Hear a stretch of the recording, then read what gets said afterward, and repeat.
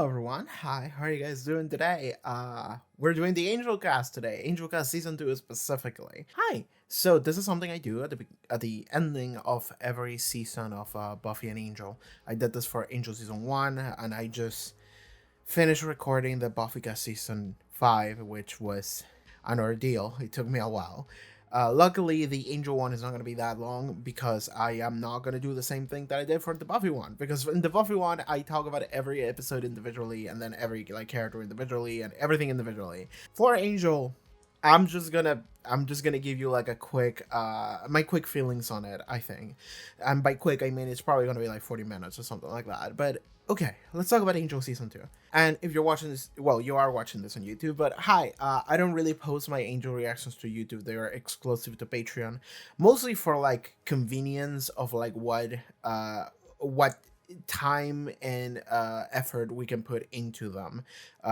Mostly it was me, and now that I have an editor, I don't know, but the issue now is that we can't just start posting like season 3 on YouTube. We would have to go back and do the other ones as well, and that's like a whole different, I don't know how we would go around that. Like that sounds like it would be a lot of hassle for maybe not a lot of payoff, because I don't think that many people care about Angel the show. At least that's the impression I got. But I don't know. We'll see what we can do. Let me know in the comments how you feel about Angel. But let's talk about season 2 of Angel. Let's talk about how I feel about Angel. So in season 1 of Angel, it felt like a season 1 of a show, right? It felt like we weren't doing a lot of things that felt like they spanned the entire season, like any big moves. We had some good episodes. We had a couple of crossover episodes, and namely, we had a fantastic couple episodes in the episodes where Faith showed up. That was the case in season 1, but those episodes are not episodes that are like of Angel, about Angel. These are episodes that maybe follow some kind of thematic pull that Angel the show has, which is about improving and changing and saving people, and that applied to Faith pretty well. But in terms of like something that Angel the show is doing within the show that spans the entire season 1 didn't do a lot of that. Season 2 felt like it was gonna do that, and then it didn't, which is interesting. Or it's not that it didn't, it's more like it gave up, and it felt like we hit like we hit like a low point of like we're not gonna worry about that anymore. And then it ended, right? If we want to make a comparison to like Buffy season 5, it's almost like what was happening in Angel season 2 is like yeah, Joyce got cancer, and then she died, and then we grieved her, but then we went back to doing a bunch of goofy shit, and then the season ended on that. That's what Angel did, which was crazy, because Angel season 2, when I look back at it, like it felt like a lot of like really important things were happening in terms of Angel the character and how they affected him and what he was becoming, and that was interesting. I really enjoyed that, and then we walked that back, which is also interesting. Like I enjoy that because it is like he was like realizing what was actually happening to him with him, and he had like an epiphany. That was the name of the episode, Epiphany, which I enjoyed. But after that, then the show went to like the regular schedule, like alien of the week kind of that Angel's formula has been for like season 1. It just went back to that, and then the season ended on that. It was like an extended version of that, of like an episodic monster of the week kind of thing, but then that extended into like, oh, we go into like the monster of the week world, and what is the monster of the week society like, and then we stayed there for like 3 full episodes, and then we went back, and it's like, okay. And like it was weird. It was so weird because like it didn't have any like, so okay, I'm getting ahead of myself here. What happened in Angel season 2 is that Darla appeared. Darla got resurrected. Drusilla appeared as well, and a lot of what happened was Angel started to lose his mind about Darla, because Darla came back as a human, and it made for like very interesting conversations about like humanity and vampires, and that's something I deeply enjoyed. We got to see Darla, and Darla was a human, but she spent most of her life as a vampire, and also she hated when she was a human because she was ill and she was dying and she was rotten, and so in her vampire life, she was indulging in a lot of things that she could never possibly indulge in life, because in life she was ill. And that's why now when she comes back as a human, she's once again like filled with this like sickness that she wants to get rid of, and she wants to become a vampire again so that she doesn't have to suffer in the way that she already did before. However, like Angel is like, I can't make you a vampire, like I'm not going to turn you, which it makes Darla just not it makes Darla not want to be with him anymore.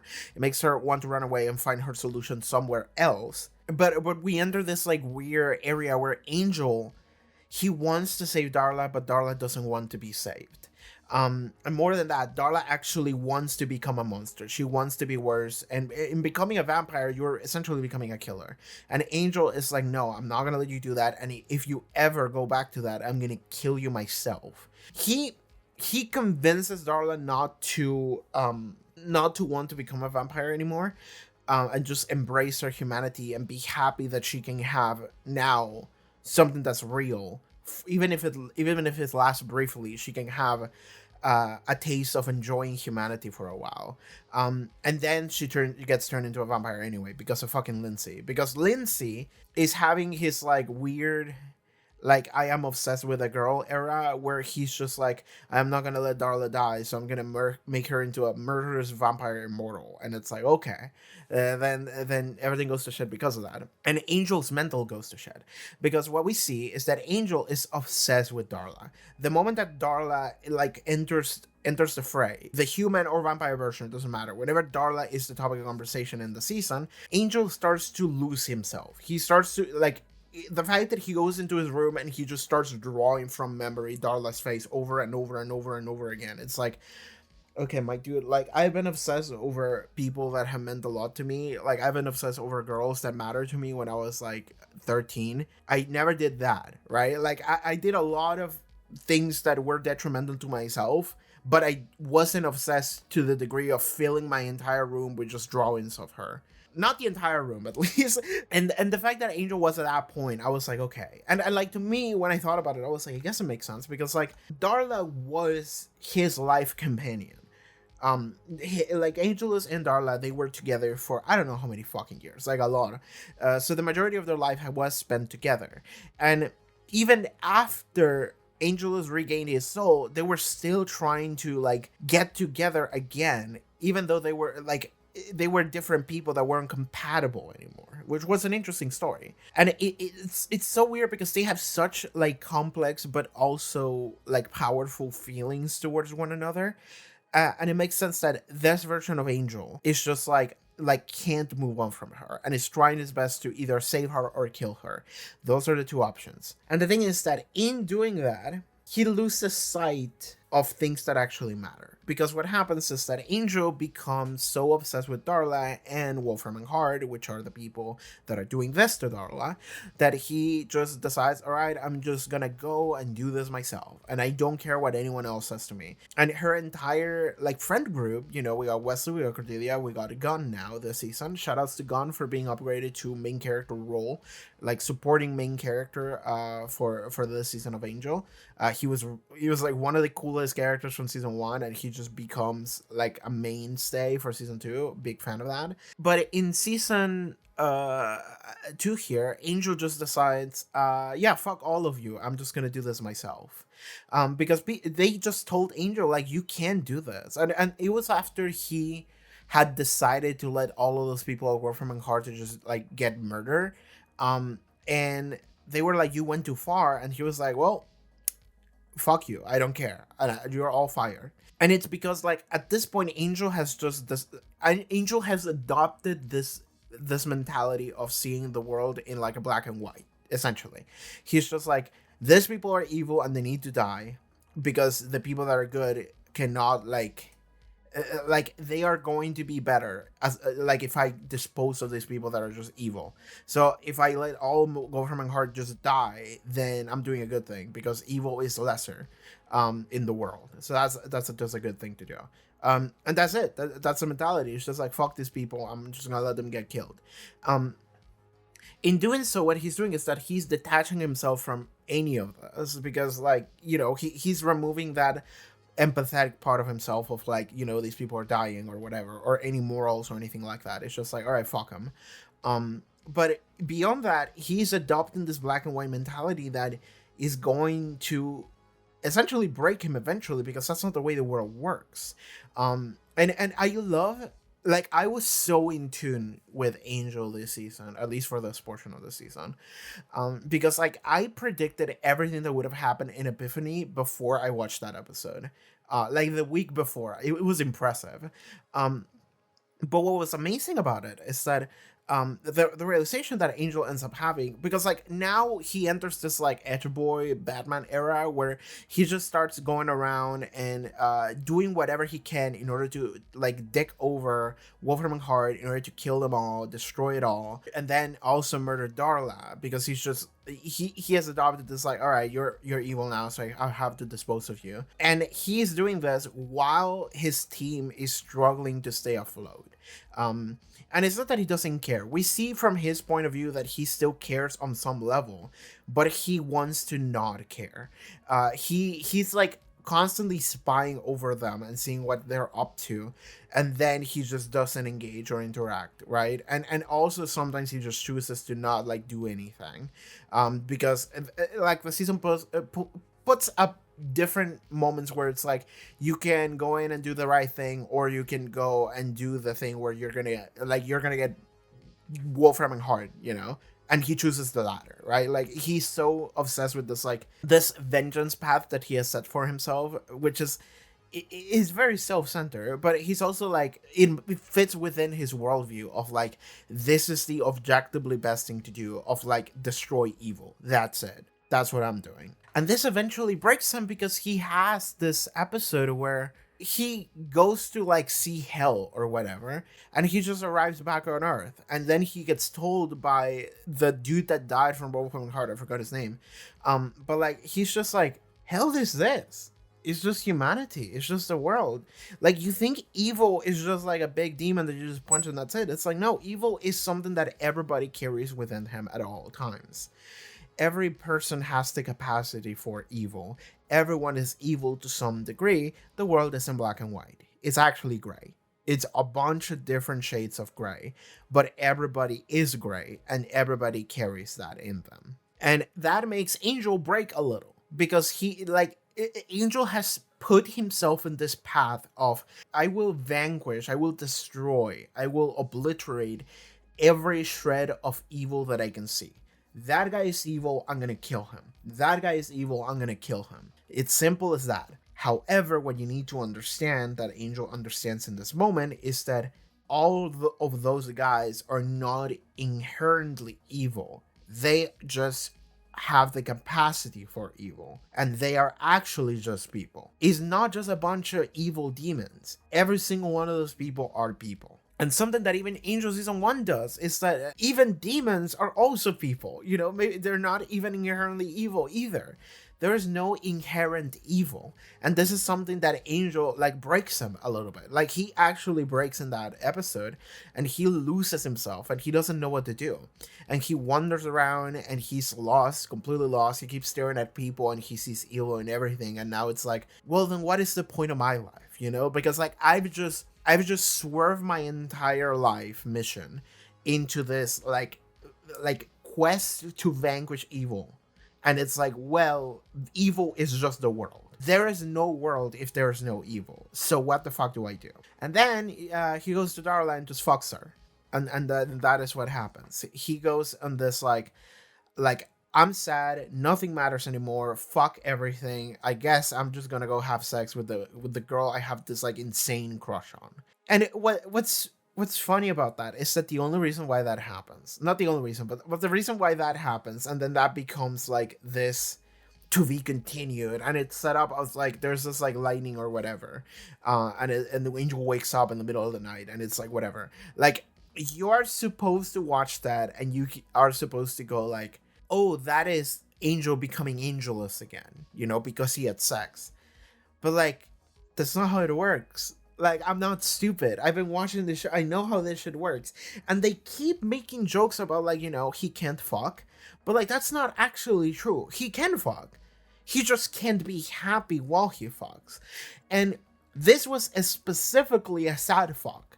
This was a man who has lost like his entire meaning in life, his entire like sight of what the world is, his entire illusion of everything has been shattered. Reality is gone. He's not happy. He's not happy at all. But the way that they present that to you, it's clearly supposed to be something where the audience is supposed to go like, oh my god, he's turning. Oh no. But like I'm watching it and I'm like, no, he's just fucking. He's just banging. Like there's not going to be a result of this. Like I'm worried about his mental state, but like this is not the crazy thing that the show wants me to believe. And then the way that the cliffhanger is in that episode, I'm like, yeah, no, they want me to believe that this is what would happen, but it won't, because that's not how it works. He needs to experience true happiness, and that's not what this is.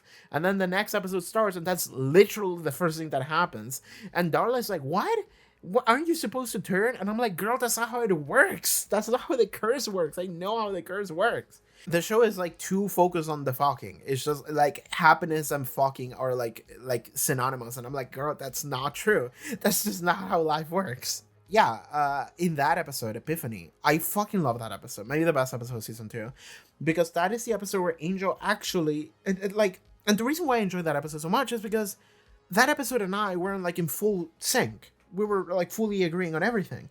Because in that episode where Angel lost his mind and he lost sight of reality and he's just gone and he's just decided to have sex with Darla, the way that ended, I was like, I was like matching the Wolfram and Hart dude. I'm sorry, I forget his name. The old guy that died, but he's not dead. He's in hell or whatever. The way that I was like matching like his argument. I was like entering into the ring and being like, put me in, coach. I'm gonna argue with the devil here, and I'm actually gonna help out Angel, because what Angel needs to realize and what that guy conveniently doesn't want to say, the Wolfram and Hart dude, what he doesn't want to say is, because he tells Angel that all of humanity is evil. Everyone has the potential for evil in them. Evil is just part of who we are. It's not like an objective, complete thing that you can just dispose of. Everything is evil on some level. But what he doesn't want to tell him is that, yeah, but that is a choice. That is actually what it comes down to, is that evil is not inherent, it is a choice, so much as goodness is not inherent, it is also a choice.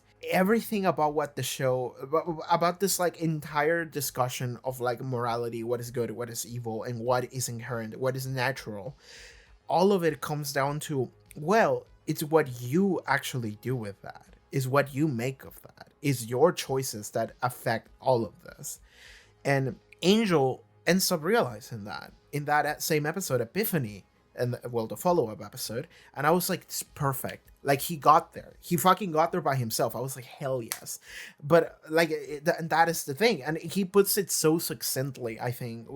I don't remember exactly how it was, but it was essentially like, if nothing in the world matters, because it doesn't, there's no greater meaning, no greater purpose, there's no like balance, like scale between good and evil, and it's like one versus, if there's nothing like that, if nothing in the world matters, then the only thing that matters in the world are what we do. The only thing that matters are the actions that we take. He got to the answer right there and then. Angel was so desperate for this like greater mission that he set himself on, about like vanquishing evil, no matter the cost. And then he's told there's no evil, everything is evil, actually. Everything is gray. So now he's lost. But the actual answer is, well, that the only thing that matters is then what you do. Your actions do matter. It's not that nothing matters anymore, it's that what you actually have in front of you and what you can do about it, that is the thing that matters. That is the only thing that matters. And he pulls himself out of that like awful place that he was at, and also the awful place that he's been in for several episodes. He just goes back to, what the fuck am I doing? You know, like he had like that post-nut clarity of like, what the fuck is wrong with me? And he just like runs away, and he's like, I'm gonna go back to my friends, I need to help him out, right? And what's interesting is that Wesley and Cordelia and Gunn, they're all like, you know, we don't know if we can trust you because you've been a dick to us for the past couple months. And it's like, fair, absolutely fair. But Angel it comes back, and he's trying his best, and he's trying to be good, and he's trying to like maybe make jokes and maybe make like harder remarks, and it's like trying to go back to the way that things were. And what I love about those things is that like someone like Wesley, I kept seeing how Wesley wanted to be happy that Angel was here to help him out. Like there was a moment where Angel saved Wesley at like his house or something, and then after the fight they like smiled at each other, and then Wesley went back to like being worried. He was so quick to accept that Angel was here and he was good now, but then the reality of what the past couple of months have been dawned on him, and he was like, okay, never mind. Like, let me go back to being pissed at you and being concerned about what you are and being distrustful over you. And it's like, oh, that was sad. It's sad that they both wanted to go back to the old days, but because of the way that things have been for the past couple months, that proves difficult. But eventually they did go back, and that's good. But yeah, I love how Angel has this epiphany like immediately, and he just chooses to just do good things now. And he goes back to, and this is a better version of Angel that we had before. Like Angel before was on a grander mission, and that's I think what has been happening even from the time in Buffy when he got recruited by some dude, no fucking clue what that was, by the way, to go and help out Buffy. And he comes in and helps out Buffy, and he feels like he's on a greater mission. He feels like he's doing good things, and that's something he wants to do because he wants to redeem himself from the deeds that he's done before. So because he sees the world in binaries of like, I did bad things and I'm trying to do good things in order to just make up for that, he is also susceptible to the pitfalls of seeing the world in binaries. And now he doesn't have that anymore. Now he doesn't see the world that way anymore. Now he's like, I'm just gonna do what I think is right in front of me. Like, I'm not gonna dismiss that. I'm not gonna just get lost in some greater purpose. There's no greater purpose. I'm just gonna do what I can for what's in front of me. And that is all that any of us can do at any given time. And that is so good. I love that so much. I love that so much that is where Angel went. Angel the character and Angel the show. And I love that I because that is also the way that I see the world. That is also the way that I live in this world. That is the way that I exist, the way that I think things. I usually just talk out of my ass in that I just talk the way that I feel, the way that I think. And maybe the show will match me or not. Maybe the show will just do something else. And I understand that. Like, I never necessarily like want the show to do one-to-one what I think. The show is just doing its own thing. And sometimes we agree, sometimes we do not. But in that moment, I just said all of those things as like absolute truths, which I shouldn't do, but I did. And then the show next episode was like, you're right. That is exactly how this works. And I'm like, so good. I feel so happy seeing Angel go through that journey and arrive at the same conclusions that I did, essentially. The thing is that after that happens, the show gets really weird. Because, like, that happens in Epiphany, episode 16. And then the show just becomes a bunch of bullshit until the ending. And what I mean by that is that we go back to episodic, like, villain of the week kind of format. And it's fine because we're seeing how Angel wants to go back to the way that things were before. And he's trying his hardest. And we get to see how every character is gradually warming up to him. And that is good. But then we also get to see how there is, like, an element of like Wesley feels like he's not a bad Wesley feels like he's not a good enough of a leader. He's a letdown. He wanted to be a leader, but that Angel is inherently better than him. Cordelia is starting to really feel like maybe I don't want to do this because like I suffer with this fucking headaches and, you know, I put myself in danger, and it's like I'm putting myself through all this suffering, and for what is getting in the way of my life, you know. And Gunn is struggling with this sense of like, you know, my people need me, essentially. My neighborhood, my friends, my community, they need me, and I'm getting distracted doing all of this like vampire slayer demon hunting shit, and like maybe I'm getting too distracted by work in order to actually go and help them out, even though he is helping them out by cleaning the streets from all of these demons and shit. But it's indirect rather than direct. Yeah, like all of these characters are having some kind of struggle, and Angel just went through like the biggest struggle of the season, but now he's in this position of like, well, my only struggle really is just not going back to what I was before, like being afraid of the other half, and I don't want to go back to that, or like, you know, wanting to go back to the way things were and not like for people not to hate me anymore, have my friends back. But then that happens, and it's like, okay, we're good.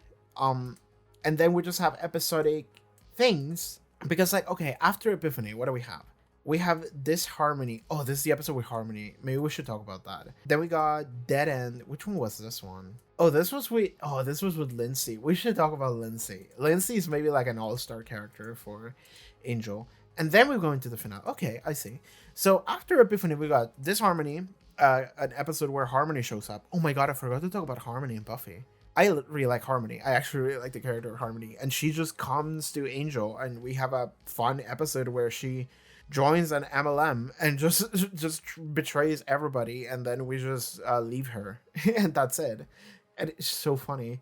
She's having like a white woman moment, and that's it. Then we got Dead End, where Lindsay. I want to talk about Lindsay. Actually, fuck it. Let's just talk about Lindsay here, because if we're gonna talk about characters, I think we should talk about two characters, like specifically, which are Lindsay and the host. So let's talk about Lindsay. Lindsay is a fascinating character to me, because he's like one of the best Buffy villains we've had, and he's stuck in Angel. and he's not even like that big of a villain. He's just amazing at it, right? Like, he's just a villainous character, but he's not even like a full-on like main villain. He's like a rival to Angel almost, half of the times that he's relevant in the episode, he's actually helping with Angel. And they're just insulting each other the entire time. They're at any given time, they're either trying to kill each other, ripping each other's arms off, or actually helping eeach other out. Lindsay's fascinating because like he's such a good character, because he's so selfish, a little petty. Like it's difficult because like, okay, previous season we had Lindsay, and he was so good because we had that episode where we got a little bit of insight as to what his life was, which was essentially he didn't have much, so he has this like hunger for having things and being in a good position, because he didn't have that when he was younger. Okay, he came from like poverty or something like that, so he wants to have that power and he wants to have that stability. However, he encounters this thing where in season 1, they were like, okay, go murder a bunch of orphans, and he was like, I don't know if I want to do that. So he goes to Angel and he leaks the information and is like, okay, I'm not about that orphan killing life, so you go and rescue those children and I'm gonna help you out. But then they catch him, and the guy at Wolfram and Hart is like, you know what, I'm gonna give you a second shot because I like the shit that you are up to. I like the cut of your jib, kid. So you know what, you're gonna get the chance to just stay if you want. You can stick around as long as you want, and in fact, I'm gonna promote you. You're gonna be so good, actually. You just have to keep perpetuating what we do. And then Lindsay's like, I was kind of expecting to die after I got caught here, but instead I'm being given a promotion. And that ain't bad. Like, Lindsay just looks at it and he's like, well, when you put it that way, I would like to keep my job and to get more power. That's actually the thing that I want. So, yeah, sure. Like, he just decides to join in and double down and become an eviler guy. Just because he was being given the chance to. And he's like he didn't learn at all about, like, the child murder thing. He was just like, well, surely next time I'm not going to care as much, maybe. Right now, like, he takes the selfish choice, which is very interesting for that character. I really like that. But then he gets his arm ripped off by Angel during the finale, and it's a thing of like, well, he gets what he gets as a result of his choices, like, you make your own future. In season 2, he's having this crush on Darla, because the whole point was to bring Darla back from the dead, so that we can use Darla in order to inflict psychic damage to Angel, essentially just doing psychological warfare on Angel so that Angel loses himself. And it works. But in the meantime, Lindsay has to take care of Darla, and Darla is in this like weird mental state of like being fucking gone, almost in the same way that Angel was when Angel came back from hell. Darla comes back from hell, and she is looking rough, and Lindsay is taking care of her. And while he takes care of her, he falls in love with her. Darla is also someone that kind of weirdly seeks in intimacy, and she also entertains the idea of like maybe having a thing with Lindsay, so that Lindsay is extra hard for Darla, which creates this weird love triangle where Angel is obsessed with Darla, Lindsay is obsessed with Darla, and Darla is just doesn't want to die. That's really it. She doesn't want to die and suffer. But she's willing to entertain anything for anyone so long as that happens. What's amazing about Lindsay is that he loses his fucking mind over Darla. Like, he becomes so obsessed over Darla. And Lindsay, like eventually the way he loses his goddamn mind is after Darla tells him, like, oh yeah, Angel and I fucked. And Lindsay is like, I'm gonna go into my truck and I'm just gonna fucking kill Angel with an axe, right? And he chooses to do that. Then Angel is like, dude, like, stop being so cringe. But then they give him a new hand, and his hand is weird. It's like acting up and doing shit. And Lindsay the entire time is like, okay, my hand got possessed. I don't know what to do. So he starts investigating in the same way that the Angel Gang starts investigating. And they arrive to the same conclusion. They arrive to the same place, which is, okay, Wolfram and Hart has this like Black Ops thing where they just kidnap people and harvest their body parts. And they just do this crazy like supernatural like surgery shit.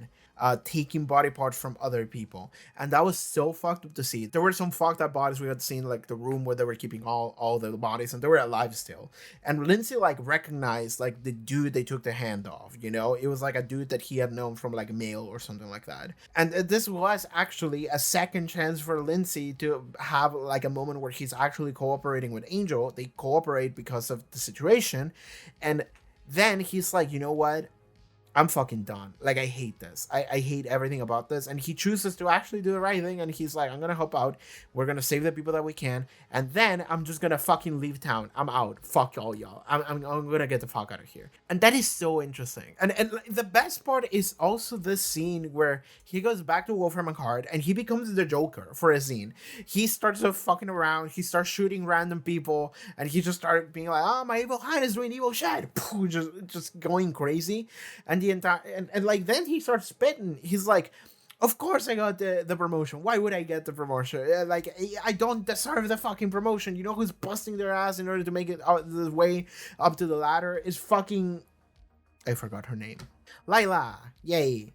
Lila is putting in the effort. She's doing everything she possibly can in order to get the promotion because she's so fucking cutthroat. While on the other hand, Lindsay is not. Lindsay is actually just super distracted with his crush on Darla the entire season. So the fact that then he stands out for her is so fucking fun because they've been fighting each other the entire season. They've been at odds with one another. Like, Lila, namely, has just been, like, making fights with Lindsay, and Lindsay has been kind of detached. So the fact that at the end, he just becomes the Joker, he goes crazy, he starts shooting people, and then he goes like, Lila has been doing shit the entire fucking time. Why is she not promoted? Why does it have to be me? How? Fuck all of you. You guys make no goddamn sense. And he just like shoots people and then he just leaves. And then he's like, all right, I'm quitting town. Fuck all of you. And then he just goes away. And when he goes away, like Angel and him have like a goodbye scene. And it's a goodbye in the sense that it's like, I fucking hate you. Bye. And then Angel like pranks his car. And it's like, oh my god. It's such a fun character. Genuinely. Lindsay's one of the best villains we've had in Buffy, in the Buffyverse. And the fact that he's just relegated to like an Angel, not main villain. He's just like a side villain in the spin-off show. And he's so good. And like the reason why he's so good is because he cares so much about shit that like he's not like, he's so human. Like, he's so human and so flawed, and that's why he's so fun.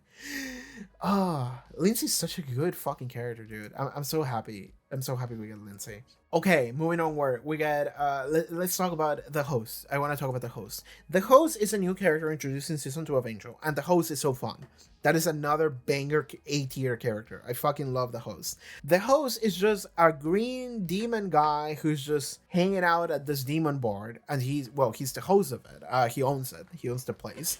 And it's just this demon karaoke bar where demons go and they just sing. And they just, like, he has the power to be able to discern, like, the soul of a person and what the soul is going to do or something based on what he hears in song. So our main cast constantly goes to him for guidance, and Angel has to sing Barry Manilow or whatever. They have to like degrade themselves in like a shameful way to them because none of them want to sing, and also they maybe sing like ass in order to get some spirit guidance from the host. And the host is such a fun character as well. The host is just like fucking around, and he just really cares about the singing and the dancing and just, you know, having fun and having a good time. Like that's all his character is. But he's also like has insight into the soul. He has insight into people, and he does want to nudge you in a direction and help you out. Like he actually does want that. But he also is aware enough to be like he doesn't tell Angel like, dude, you're doing everything wrong, until Angel realizes that himself, and he's like, oh, thank God. I was wondering like how long was it gonna take you? Because like up until you don't have that realization yourself, whatever the host tells you is not going to help you out. Like that is a realization Angel himself has to go through. And then the host is like, oh, thank fucking God you got there, my dude. Like that took you long enough. Like, oh my God, that was so good. And it's so good that the host is this type of character that is introduced here. He's so fun. We see him like every episode, and he's such a fun character the entire way through. And they scare you with the fact that he like got killed or whatever in the second to last episode, but like it's so funny because like before they even showed me his head, I said it, I was like, they chopped off his head and also he's alive, so I'm not worried about it. And then the cliffhanger was like, here's his head, and I'm just like, yeah, I know that, and I also know that he's gonna be fine next episode. And then the next episode starts and he's fine, and I'm like, yeah, I knew that. Like you can't really like make me like, he's like an alien dude, he's like a demon alien dude, and so like, and like the rules of whatever humans are don't apply to that, so I never apply that anyway. And the fact that he didn't get any kind of like proper send-off, I was like, yeah, no, he's not dead, he's fine. And that is exactly what it was. But let's talk about this final like 4 episodes or whatever, because we got an episode where the host's cousin just arrives through a portal, and he's just lost around, and he is chasing this other like beast or whatever. But like he's so fun to get the host's cousin, because we get to see a contrast between the host and the host's cousin. And we understand now that the host's society is one that he actively just wanted to run away from, because they don't sing, there's no music, they are all a bunch of assholes and savages, and they don't care. And I wanted to see the world, I wanted to sing, I wanted to dance, I wanted to see the glamour. And he arrived in LA through a portal, and he was like, well, this is my land, fuck it, I'm never leaving. But it's so fun that his cousin is just part of that society. He's like completely the opposite, so that was kind of fun. And then that episode ends up going into this like 3-parter, like we go into a different world kind of story, which was crazy. It was like crazy, like 4-episode finale. We've never had a finale that lasted so long. Like episode 19 is arguable how much of that had to matter with the finale, but it ended up going into the finale because it ended with the portal, and we set the stuff up about the host's world. Like, yeah, that is definitely the first part of the finale. And then we get 3 episodes of like what it's like living in this alternate isekai world, and how are we going to change it or whatever. Like, that is what the finale for Angel Season 2 is. And that is so weird to me, because it feels like it doesn't belong in the same season as what we had before. It feels like it was made out of order, right? Like because like I can't imagine what it might have been like to like watch Buffy fucking die at the end of season 5, and then 2 days later you tune in for Angel to see what the fuck the Angel gang is doing in the alien world. It's like, so it doesn't fit. It's so jarring. It's just like they're going on an isekai adventure that like doesn't fucking matter. And it's not that it doesn't matter, but like it actually kind of doesn't. Like, I was never worried for any. Maybe I was worried for Cordelia a little bit, but then when they made her a joke, I stopped worrying. But like it's just them going on this alien adventure, and like nothing super important happens in it, with the exception of maybe acquiring a new crew member. That is something that I would be very happy with if we got to have Fred. Yeah, I think her name is Winifred. We got her. She's great. I'm a big fan of her. I think I'm gonna like her less when she stops being this level of like unhinged. because of the life that she's been living for the past 5 years. I think that once she becomes more normal, I'm gonna like her less, but I'm still gonna like her. I like her already. I was a big fan of when we get to see her. I was like, oh my god, is this the missing girl? And it was. So she's so cool. I like her a lot. But this entire like storyline of like, it felt like a somewhat of a resolution to Cordelia feeling like, okay, no, I actually do want to do my job. Like, she's being given the choice of like, you could fuck this extremely handsome, like, man of your dreams, Prince Charming. Everything about him is good and perfect, and he will take all of the burden from you, and you will finally get to be happy. And it's like, I choose not to. I choose not to do that because I actually do want to help the people out. I actually choose my curse and the pain that it inflicts to me because it actually makes me happy to save people, and I feel like I have to save people. So she makes her choice then. Wesley commands the people into doing their assault, their strike assault, and it works. And he makes bad, hard choices that need to be done and people that need to be sacrificed in order for the plan to succeed. And he does. That closes his character this season. Gunn, I don't know how Gunn... I don't know what Gunn does in the finale here, like, helps his character arc or feeling like he's not helping his community. I guess he helps a different world community. I guess that's something he does a little bit. I don't know if, like, that works. Maybe I'm missing something. Again, I finished watching this episode a little bit ago. It's been a couple weeks. The host goes through a journey where he actually understands that I needed to see my home in order to understand truly, fully, and deeply, and for definitively that I never want to go back there. Fuck all those people. I don't need them. Right? Like, he needed to go and confirm that that was, in fact, the right choice for him to not be there. So he no longer has to feel like I'm running away from home. He can just say, that is not my home. I know what my home is, and that wasn't it. You know, so he don't no longer has any level of attachment there. So that's fun. And Angel already had his, like, character arc, like, 8 episodes ago, right? Like we already saw whatever was going on with Angel. We got to see the entire development, and we got to see where it ended, and we got to see what happened to him. So the fact that the finale was just this like alien isekai world, and it's just like, this is what we're doing, and then we just go back, and it's like, okay, don't know what else to say here. It's just weird because everything about Angel's like struggle with Darla and his past and who he is and his worldview and evil and good and black and white and all the shades of gray, all of that was so interesting, and it was so good, and it was so perfect. And then it felt like that should have been like the ending of the season, like that should have been the thing that mattered in the season. But then it just went into, okay, we're just gonna go into an isekai adventure, and we're just gonna do some fun stuff. And I'm just like, okay, weird choice. weird fucking choice. So season 2 of Angel, in hindsight, like when I look at it fully, I'm just sitting here like, that's weird. That's a weird choice. That's so fucking weird to do that, actually. Because I don't think it's bad. I just think that it's weird that it was like, it was okay, and then it went into this like hardcore, really serious shit, and then it just goes down, and it's like, actually, now we're just gonna go into something more casual. And then that's going to be the entire rest of the season. And then the season ends, and it's just like some funny shit. And then Willow appears, and it's just like, Buffy's dead. And it's like, okay, yeah, that's what was popping off in the other show. It feels like Angel just went crazy for like the final like 4 episodes, and it just started doing some goofy shit, and that was it. Like, this is definitely the goofiest finale we have had in the entire Buffyverse so far. It doesn't feel like a finale. This feels like mid-season. Like, what's happening in the alien world feels mid-season shit. So the fact that it's a finale, I'm just like, I can't fucking believe that. It's a 4-part finale. Why is it so silly? But yeah, that is Angel Season 2. And like, I think I enjoy Angel Season 2 in the sense that what was happening for the first half of it, or like 2/3 of it, up until Epiphany, it was so good. Everything up until Epiphany was fantastic. I was a big fan of it.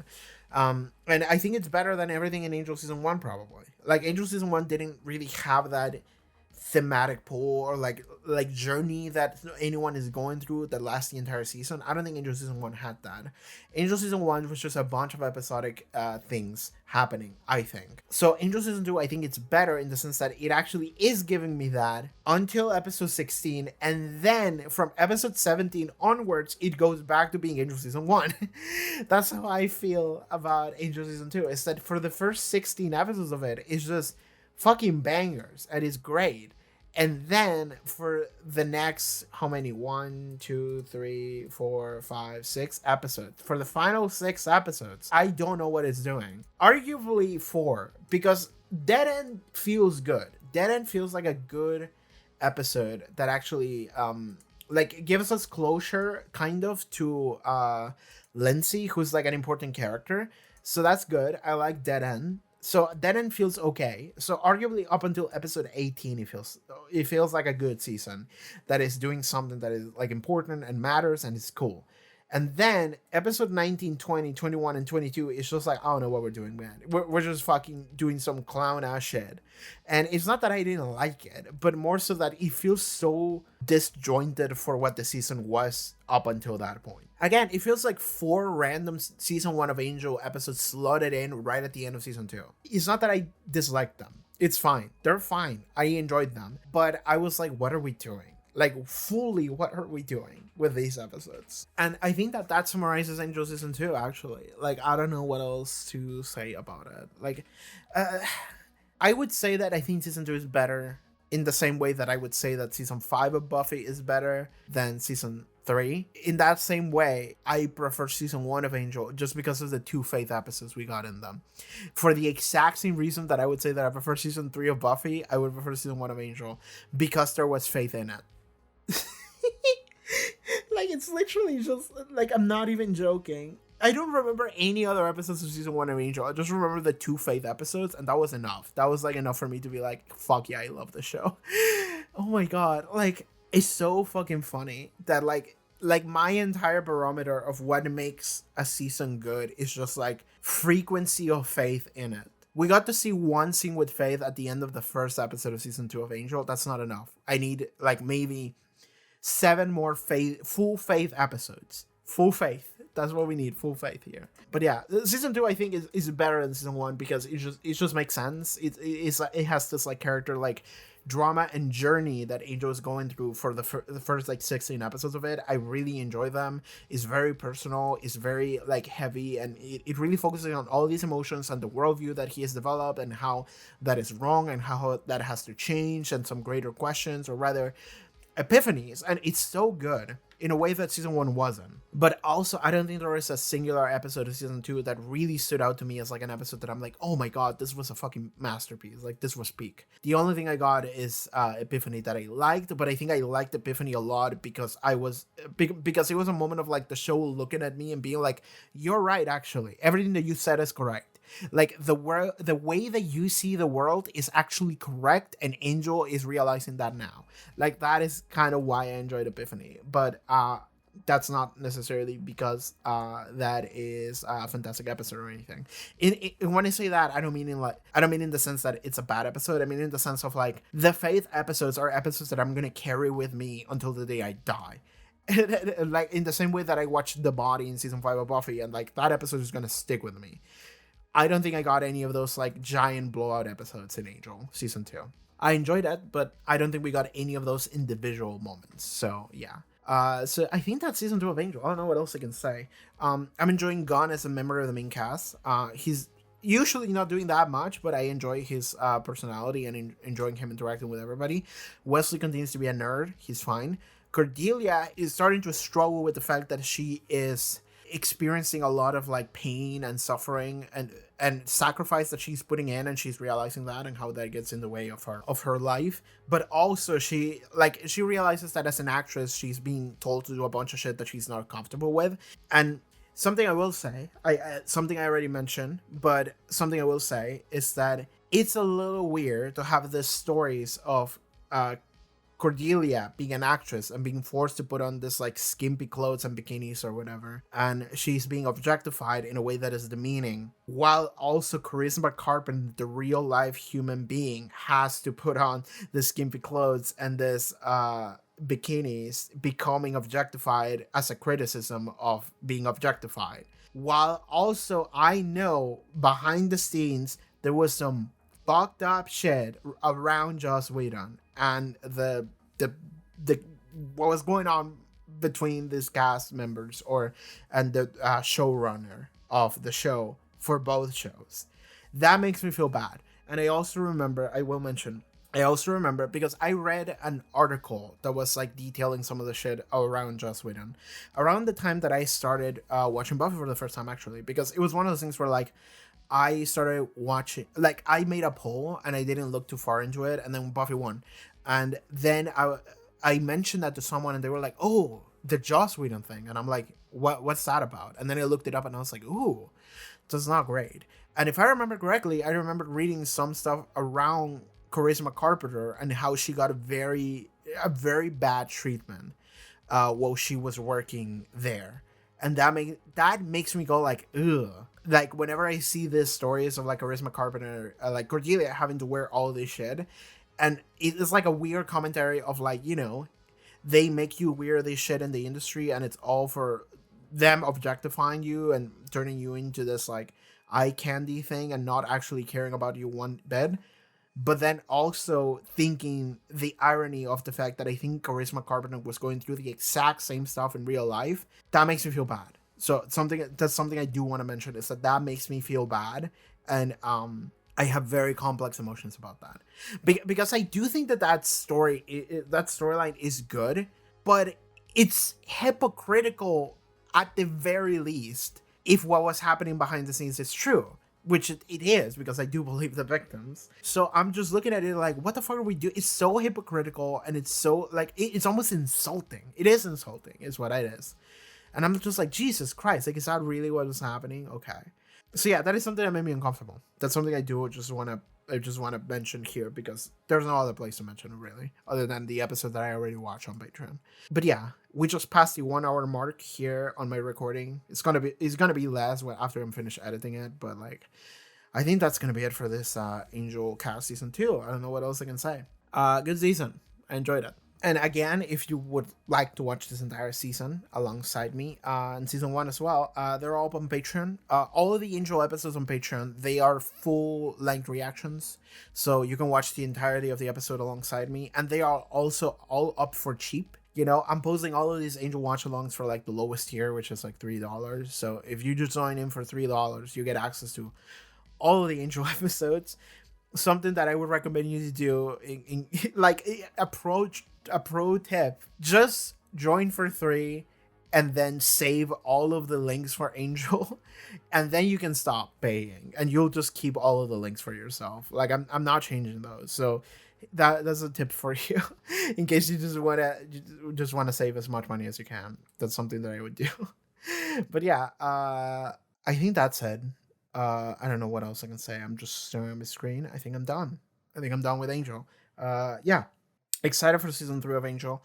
I think I'm more excited about season 6 of Buffy. But whatever world-shattering event like what happened in Buffy happens, I am also interested in what's gonna happen in Angel as a result of it. I was also told that I should watch Angel first, like the first 2 episodes of Angel, and then I should watch the first 2 episodes of Buffy. I think I was told that. I'm going to look this up. I'm going to ask some people, and then I'm going to figure that out. But yeah, I think that's it for the Angelcast season 2. Hi, hold up. Okay, I am recording something extra here that I wanted to add on to this Angelcast, because after I finished recording that, I was left thinking about some stuff that I wanted to further explore. And I was also, I released the Buffy cast and I got some comments regarding Angel, which is interesting because that was supposed to be a Buffy video, but it's fine. Those shows might as well just be like 2 faces of the same coin. So that's okay. But I actually used that in order to gather some of my thoughts better that I wanted to explore. And I have. and I was given some new insight that I had missed. And this is all regarding the end of season of Angel Season 2, the entire Alien Isekai Pylea arc. And I do want to say that, like, most of what I had already said about that arc remains true, but it is more so that I have a new appreciation for it. Now I'm noticing some stuff that I had missed before, and I actually do like that.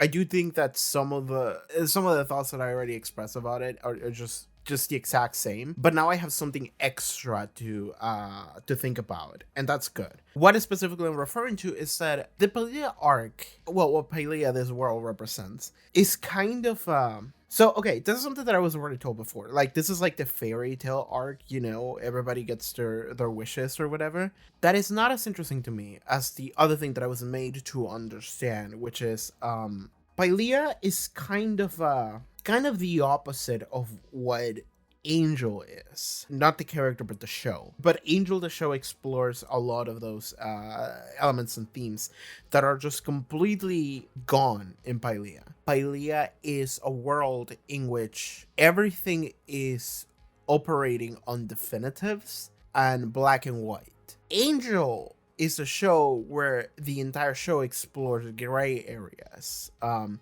Gray morality or situations where is it okay to forgive or to save someone despite of what they are, of what they do.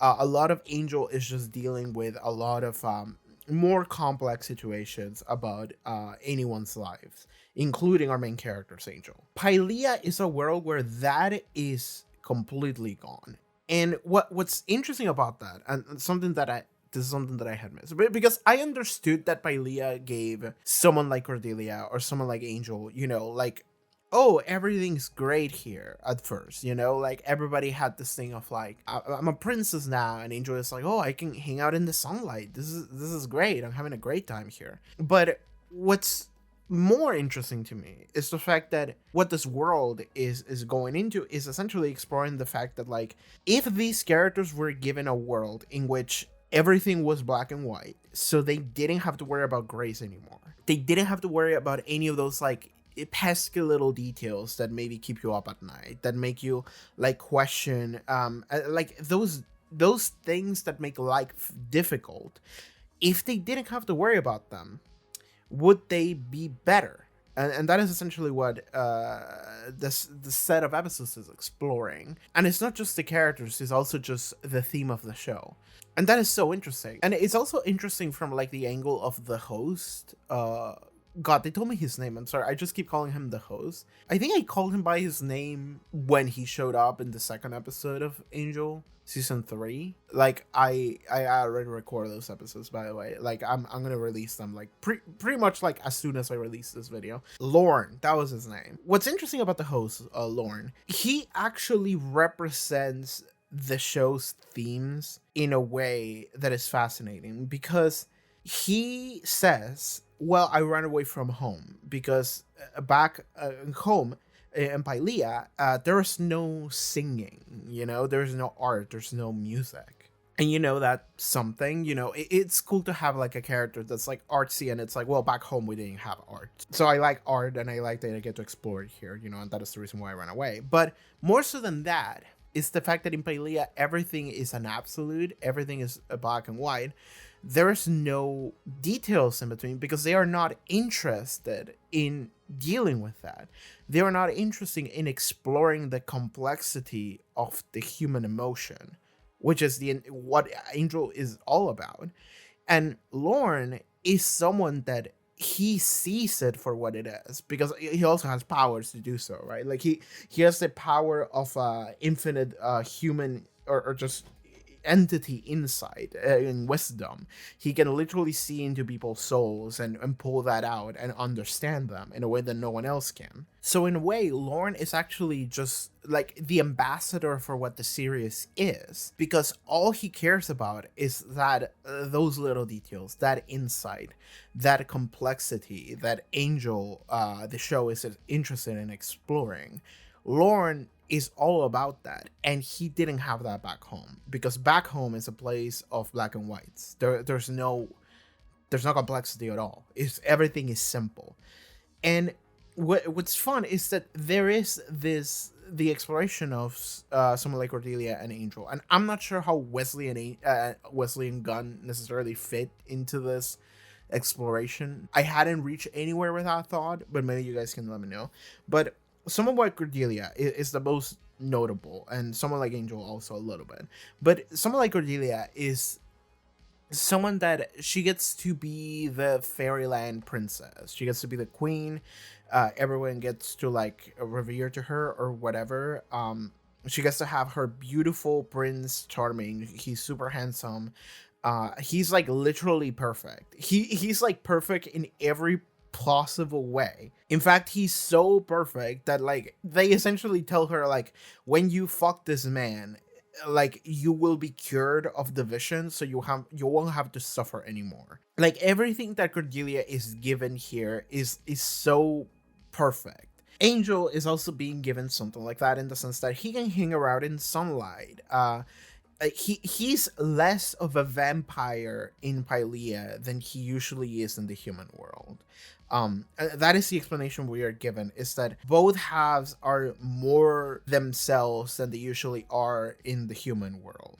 In Pylea, Angel is like a superhuman with the caveat that he can turn into a super vampire and he barely has any control of himself. If in the human world he's like 50% human or 50% vampire at any given time, in Pylea he's either 100% human or 100% vampire. Again, there's no in between. It's just one extreme or the other. And what's fun about this exploration is that everyone just kind of reaches the point of understanding that that is not actually something that they desire, that is actually a bad thing. Cordelia is actually the character that kind of gives up the most. She gives up the chance of losing from her visions, of actually being the queen of this entire society, to be revered by everybody, which is what kind of the kind of character she always was. Being together with her beautiful, perfect man, like literally perfect. That guy couldn't be more perfect, which is funny. She loses the chance to be any of that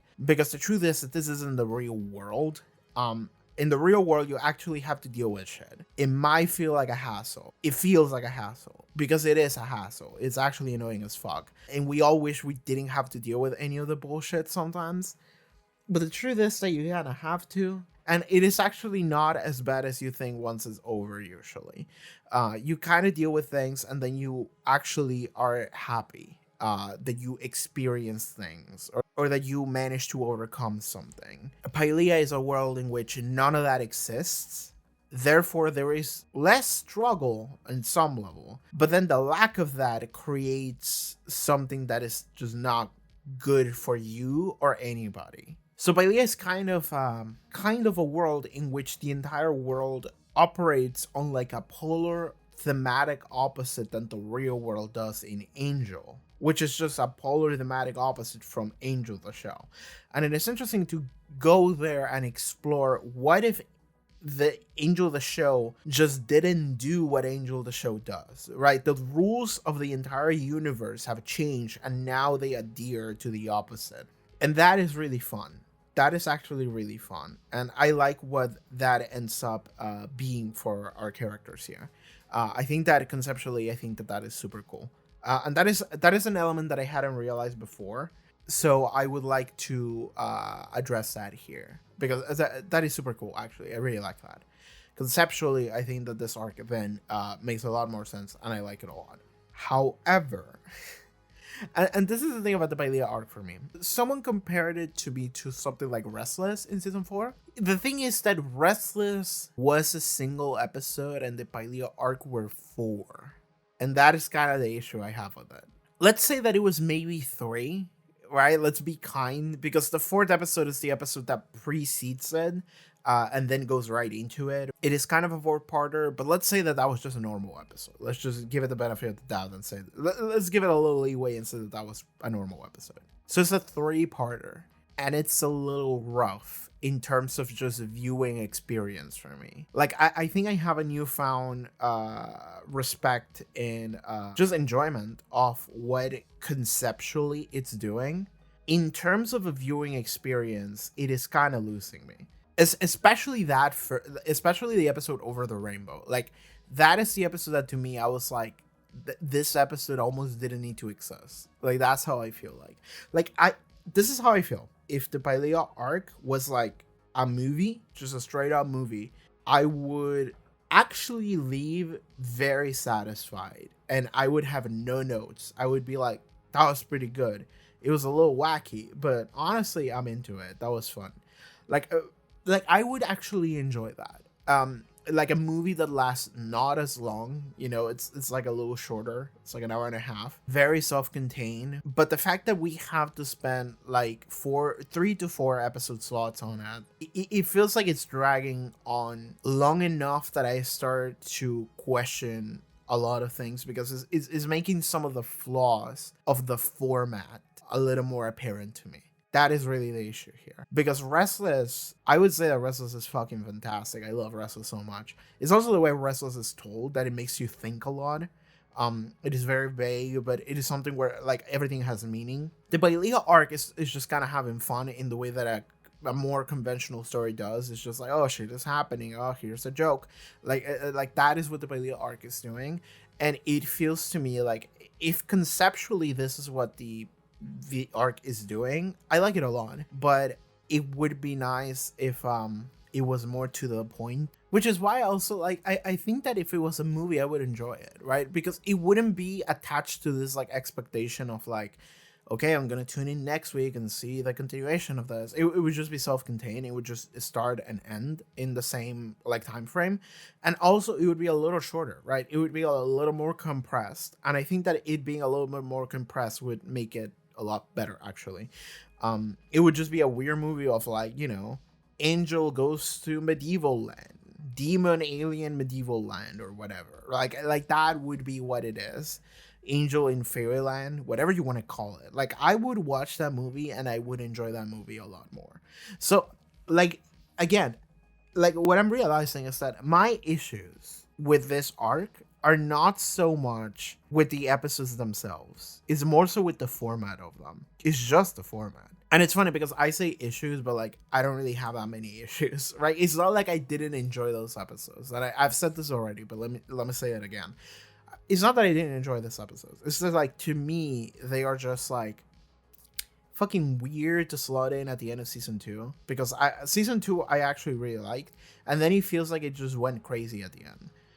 Now I have like a newfound understanding for some of the meaningful choices made, thematically speaking, for the concept that these episodes represent. That's good. I like that. So I think that in hindsight, looking back at the arc, I'm like, I'm like a lot better than I was before, because I can see it from like a different perspective that I had missed. So that's nice. I like that. I always like that. And I really like that is the exploration they decided to do, because that is just a fun one. I really like that one. But didn't need to be like 3 to 4 episodes. It really didn't.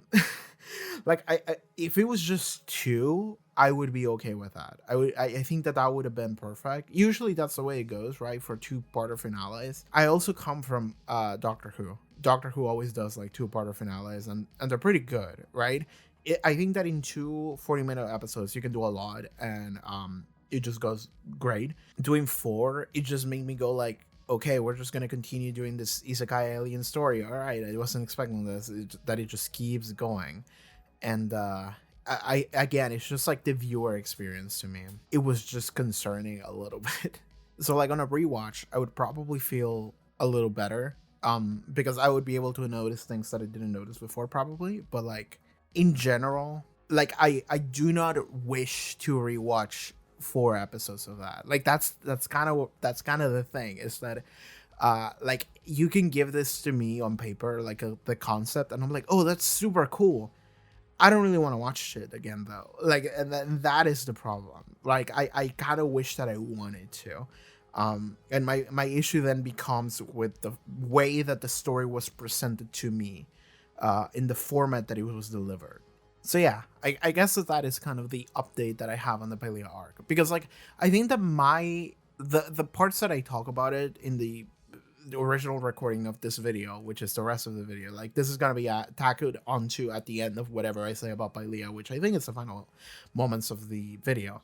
I was a little bit dismissive of it. I don't think I was fully dismissive, but I didn't understand something, and it didn't click in my head. Now it has, because let me be clear, I actually wanted to record something extra to add anyway, but some people came forward and they were like, hey, did you notice that this thing? And I was like, actually, no, I didn't. That was actually really good. Thank you for letting me know that.